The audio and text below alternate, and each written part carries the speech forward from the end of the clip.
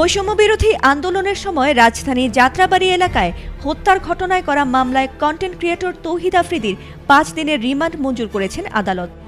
সোমবার বিকেলে শুনানি শেষে ঢাকার মেট্রোপলিটন ম্যাজিস্ট্রেট সারাহ ফারজানা হক এই রিমান্ড মঞ্জুর করেন। এদিন দুপুর ২টার পর ঢাকার চিফ মেট্রোপলিটন ম্যাজিস্ট্রেট আদালতে এনে হাজতখানায় রাখা হয় তাকে। পরে মামলার তদন্ত কর্মকর্তা সিআইডির পুলিশ পরিদর্শক খান মোহাম্মদ এরফান জিজ্ঞাসাবাদের জন্য আফ্রিদিকে ৭ দিনের রিমান্ডে নেয়ার আবেদন করেন। শুনানি শেষে আদালত তার ৫ দিনের রিমান্ড মঞ্জুর করেন। এর আগে রোববার রাতে তৌহিদ আফ্রিদিকে সিআইডির একটি দল বরিশাল থেকে গ্রেফতার করে। এর আগে ১৭ আগস্ট রাজধানীর গুলশান থেকে আফ্রিদির বাবা নাসিরকে গ্রেফতার করা হয়। এ মামলায় তার ৫ দিনের রিমান্ড মঞ্জুর করেন আদালত।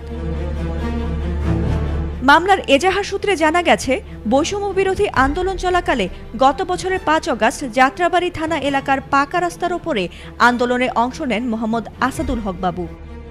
ঘটনার দিন দুপুর ২:৩০টায় আসামিদের ছোড়া গুলি আসাদুলের বুকে ও ডান পাশে লাগে।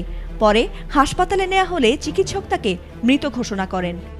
এ ঘটনায় গত বছরের ৩০ আগস্ট যাত্রাবাড়ী থানায় হত্যা মামলা করেন নিহতের বাবা জয়নাল আবেদিন। এ মামলায় সাবেক প্রধানমন্ত্রী শেখ হাসিনা সহ ২৫ জনকে আসামি করা হয়। মামলায় নাসির উদ্দিন ২২ নম্বর ও তার ছেলে তৌহিদ আফ্রিদি ১১ নম্বর এজাহার নামীয় আসামি।